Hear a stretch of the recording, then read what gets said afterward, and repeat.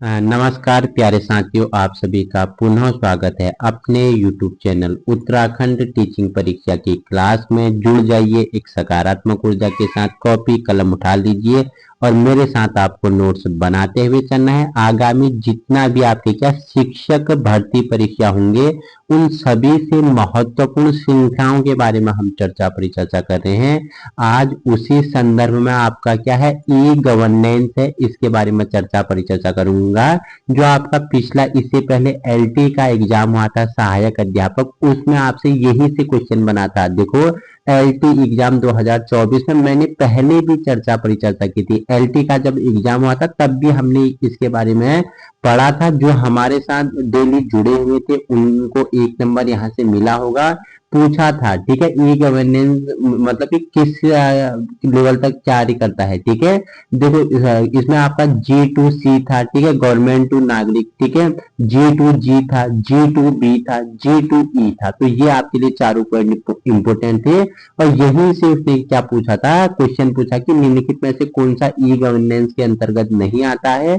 तो 4 ऑप्शन आपको बना के दिए हुए थे, उनमें से आपके एक ऑप्शन यहाँ से दिया हुआ था। ठीक है, आप एलटी का एग्जाम पेपर उठाना और देखना, आपको यहाँ से क्वेश्चन मिला था, हमने वहां भी चर्चा परिचर्चा की थी। यहाँ अगर आपका प्रवक्ता संवर्ग के एग्जाम के सिलेबस में आयोग ने ऐड किया है तो प्रश्न बनने की यहाँ से क्या है, संभावना है। तो ई गवर्नेंस को समझेंगे। ई मतलब क्या है, इलेक्ट्रॉनिक्स गवर्नेंस। ठीक है, इलेक्ट्रॉनिक्स गवर्नेंस इसका क्या होता है, पूरा नाम होता है। शुरुआत कब हुई थी इसकी, 2006 में इसकी क्या हुई थी, शुरुआत हुई थी। किसके द्वारा, इलेक्ट्रॉनिक सूचना प्रौद्योगिकी विकास द्वारा क्या इसे बनाया गया था। किसे, ई गवर्नेंस को बनाया गया था, जिसका पूरा नाम क्या था, इलेक्ट्रॉनिक गवर्नेंस इसका क्या था, पूरा नाम था। तो ई गवर्नेंस की क्रियाओं को प्रमुख रूप से 4 भागों में बांटा गया। जितना भी आपके लिए महत्वपूर्ण है उससे बाहर हम नहीं जानेंगे।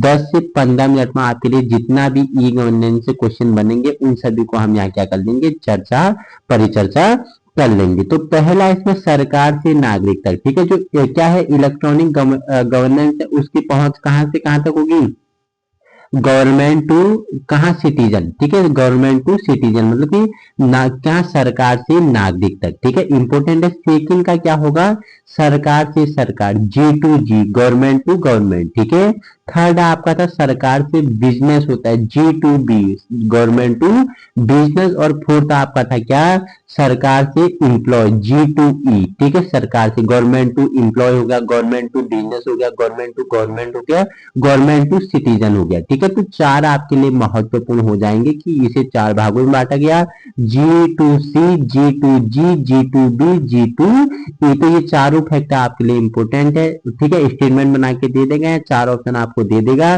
पूछ लेगा कि निम्नलिखित में से किसे ई गवर्नेंस की प्रक्रियाओं के अंतर्गत नहीं रखा गया है या रखा गया है। जैसे भी आयोग आपके लिए क्वेश्चन बनाएगा, अगर आपने वीडियो देखी होगी तो आप अच्छे से वहां क्या कर सकते हो, इसके बारे में बता के आ सकते हो। तो आइए जानते हैं इसके एम से क्या थे। उद्देश्यों की बात करूं तो सरकार तथा नागरिकों में संवाद। ठीक है, सरकार से नागरिकों में संवाद। ठीक है, जो गवर्नमेंट है, गवर्नमेंट नागरिकों के साथ संवाद कैसे करेगी, ठीक है, उनमें चर्चाएं परिचर्चाएं कैसी होगी। तभी तो G2C कहा गया है इसे।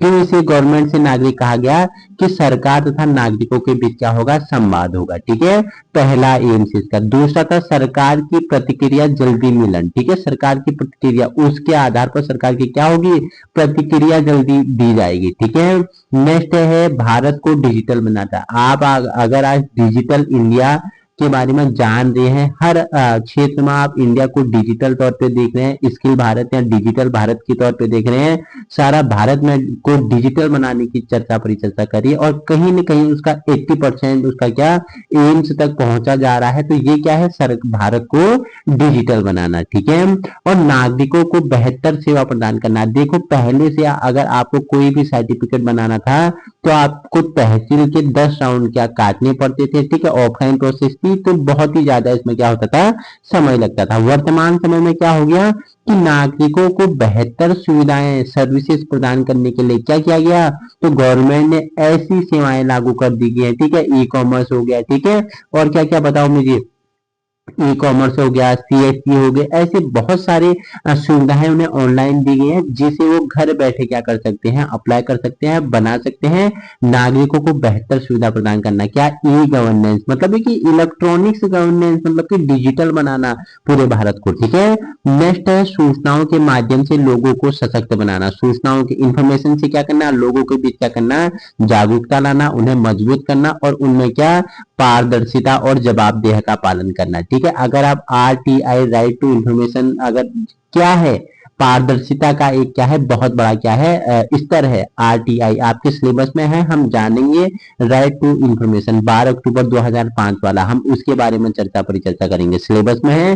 तो पारदर्शिता और जवाबदेह का पालन करना, कि सरकार द्वारा कौन कौन से कार्य किए जा रहे हैं। सरकार कुछ भी छुपा नहीं सकती है। ठीक है, कोई भी कार्य छुप नहीं सकता है। आरटीआई है क्या, ठीक है, इसके बारे में भी हम चर्चा परिचर्चा करेंगे। उसी पारदर्शिता को जवाबदेह का पालन करना किसका, इसका उद्देश्य था। किसका, ई गवर्नेंस का क्या था, उद्देश्य था। तो आइए अब थोड़ी एक्स्ट्रा फैक्ट इसके बारे में हम चर्चा परिचर्चा कर लेते हैं। तो इसके बारे में महत्वपूर्ण फैक्ट है, स्टार लगा लेना, कि भारत में 1970 में डिपार्टमेंट ऑफ इलेक्ट्रॉनिक्स की स्थापना हुई। ठीक है, आपसे पूछ लेगा कि भारत में डिपार्टमेंट ऑफ इलेक्ट्रॉनिक्स की स्थापना कब हुई थी, 1970 में हुई थी। 1970 में क्या हुई थी, भारत में डिपार्टमेंट ऑफ इलेक्ट्रॉनिक की स्थापना हुई थी। ठीक है, या ऐसे पूछेगा कि भारत में 1970 में किस डिपार्टमेंट की स्थापना हुई थी, तो डिपार्टमेंट ऑफ इलेक्ट्रॉनिक्स की स्थापना 1970 में भारत में हुई थी। और 1977 में नेशनल इकोमेट्रिक्स सेंटर की भी स्थापना हुई। ठीक है, और उसी के 7 साल बाद, ठीक है, 1977 में क्या हुआ, नेशनल इकोमेट्रिक्स सेंटर की भी स्थापना की गई थी। तो ये दो फैक्ट भी आपके लिए याद रखना। अब हम जो इसको 4 भागों में बांटा गया था, सरकार से नागरिक तक, सरकार से सरकार तक, सरकार से बिजनेस तक और सरकार से एम्प्लॉय तक, तो सभी के बारे में एक एक करके हम चर्चा परिचर्चा कर लेते हैं। तो पहला इसमें क्या था, गवर्नमेंट टू सिटीजन, सरकार से नागरिक तक। पहला आपका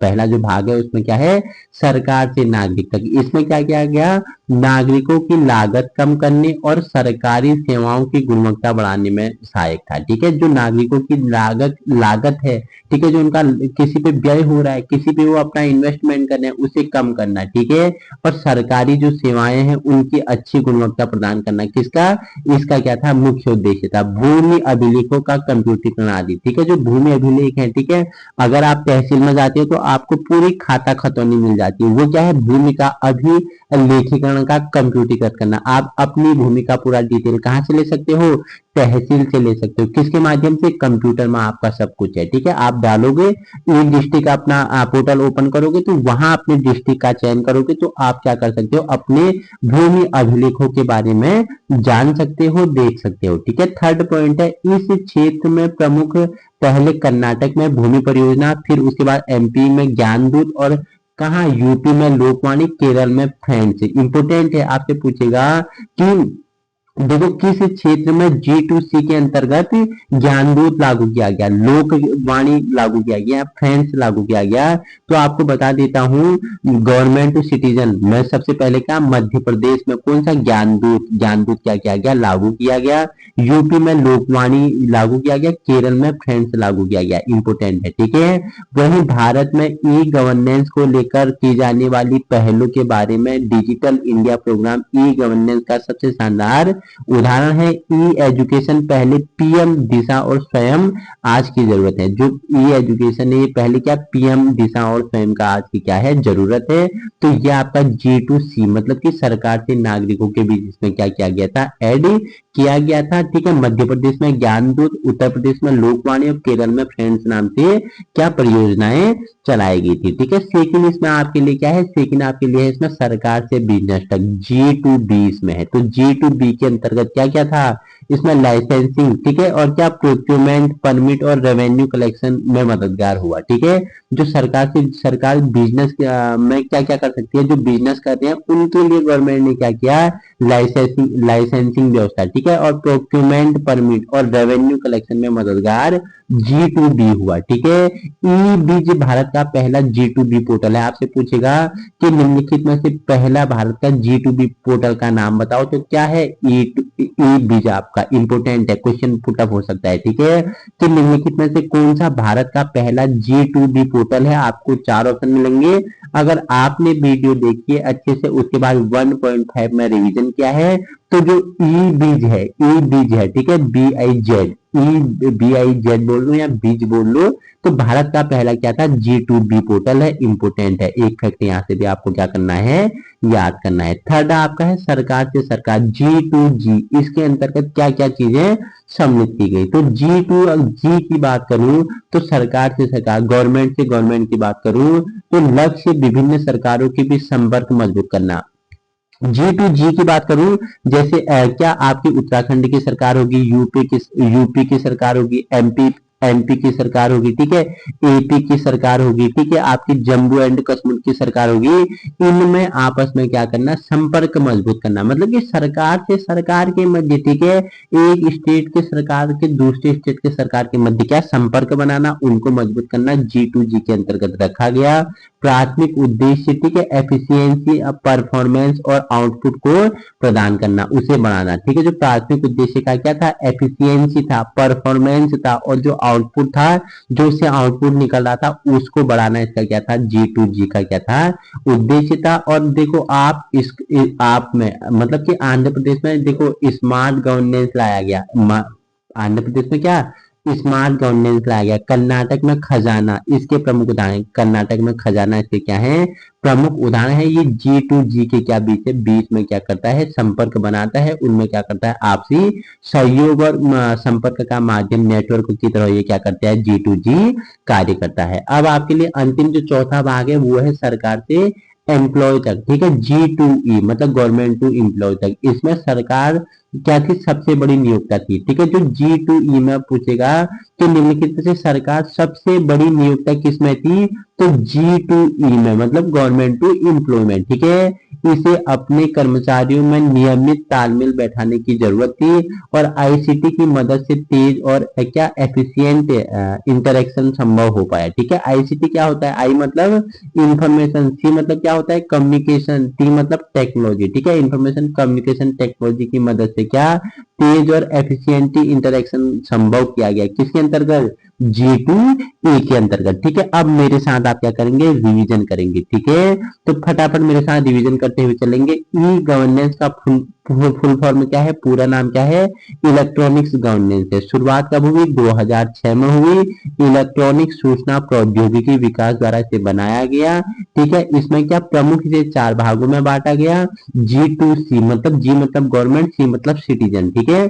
सरकार से सरकार, G2G गवर्नमेंट से गवर्नमेंट, ठीक है। G2B मतलब कि गवर्नमेंट से बिजनेस, और G2E में क्या बताया था मैंने? गवर्नमेंट से एम्प्लॉय बताया था। उद्देश्य मैंने क्या बताया था? कि नागरिकों के और सरकार के बीच संवाद, ठीक है, सरकारों की प्रतिक्रिया का जल्दी मिलना, भारत को डिजिटल बनाना, नागरिकों को बेहतर सेवा प्रदान करना, सूचनाओं के माध्यम से लोगों को सतर्क बनाना और पारदर्शिता लाना। उसी में मैंने बताया भारत में 1970 में डिपार्टमेंट ऑफ इलेक्ट्रॉनिक्स की स्थापना की गई और 1977 में नेशनल क्या इकोमेट्रिक सेंटर की भी स्थापना की गई थी, ठीक है। उसके बाद हमने बताया था, बताओ मुझे कि किस क्षेत्र में G2C के अंतर्गत ज्ञानदूत लागू किया गया? तो ज्ञानदूत मध्य प्रदेश में किया गया था, लोकवाणी यूपी में किया गया था, और फ्रेंड्स केरल में किया गया था। ये आपके लिए इंपोर्टेंट था। और मैंने एक और बताया था इंपोर्टेंट रखना कि निम्नलिखित में से किस क्षेत्र के अंतर्गत, जो ई गवर्नेंस है उसके किस भाग के अंतर्गत ई बीज को लागू किया गया? ई बीज क्या बताया मैंने? भारत का पहला क्या था? G2B मतलब कि गवर्नमेंट टू बिजनेस का पोर्टल था,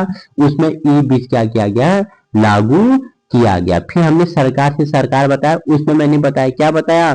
कि लक्ष्य विभिन्न सरकारों के बीच संपर्क, मतलब G2G मतलब G मतलब गवर्नमेंट टू गवर्नमेंट के बीच में क्या करना? लक्ष्य को उनके बीच में संपर्क स्थापित करना और अच्छे संबंध बनाना, ठीक है। उत्तराखंड और यूपी उत्तर प्रदेश के सरकार के मध्य संबंध कैसे बनने, कैसे मजबूत होंगे, कैसे बनेंगे? मध्य प्रदेश और आंध्र प्रदेश में हो गया, जम्मू कश्मीर और तमिलनाडु में हो गया।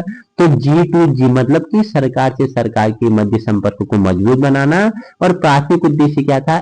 एफिशिएंसी हो गया, परफॉर्मेंस और आउटपुट को बढ़ाना इसका क्या था, मुख्य उद्देश्य था। और वही मैंने बताया कि आप में क्या स्मार्ट गवर्नेंस लागू किया गया, कर्नाटक में खजाना, इसके प्रमुख क्या थे, उदाहरण थे। ठीक है, फिर मैंने बताया था G2E, जी मतलब गवर्नमेंट, ई मतलब इम्प्लॉय, मतलब कि सरकार सबसे बड़ी नियोक्ता किसके अंतर्गत थी। मैं अगर क्वेश्चन पूछेगा आपसे घुमा के कि ई गवर्नेंस के अंतर्गत सरकार ई गवर्नेंस के अंतर्गत किस भाग में सरकार सबसे बड़ी नियोक्ता थी, तो G2E के अंतर्गत, गवर्नमेंट टू एम्प्लॉय के अंतर्गत। ठीक है, इसे अपने कर्मचारियों के नियमित तालमेल बैठाने की जरूरत थी आईसीटी की मदद से। आईसीटी मैंने बताया था इंफॉर्मेशन कम्युनिकेशन टेक्नोलॉजी में मदद करने के लिए तेज और एफिशिएंट क्या इंटरेक्शन संभव बनाने के लिए इसके अंतर्गत क्या क्या किया गया, चर्चा परिचर्चा की गई। ठीक है, जितना भी आपके लिए ई गवर्नेंस के बारे में महत्वपूर्ण था हमने क्या 15 मिनट में आपके लिए कंप्लीट कर लिया, इससे बाहर कुछ नहीं आएगा। इंपोर्टेंट आपके क्या होते हैं, G2C इंपोर्टेंट है, G2G इंपोर्टेंट है, G2B इंपोर्टेंट है, G2E इंपोर्टेंट है। गवर्नमेंट से सरकार हो गया, ठीक है, सॉरी, सरकार से नागरिक हो गया, सरकार से सरकार हो गया, सरकार से बिजनेस हो गया, सरकार से एम्प्लॉय हो गया। तो महत्वपूर्ण सेशन था, एक नंबर बनने की, एक क्वेश्चन बनने की यहाँ से आपके क्या प्रवक्ता के एग्जाम में पूर्ण संभावना है। अच्छे से 2 से 3 बार देख लेना, बाकी पीडीएफ आपको यूके टीचिंग परीक्षा की टेलीग्राम में दे देंगे। सपना आपका साकार हम करेंगे, बस आपको जुड़ना है और वीडियो उन लोगों तक पहुंचाने की कोशिश करनी है जहां संसाधनों के अभाव है। और इसके बाद हम हिंदी के भी वीडियो करेंगे, हिंदी का जो आपके प्रत्यय हैं, उपसर्ग हैं, भाषा है, उसके बारे में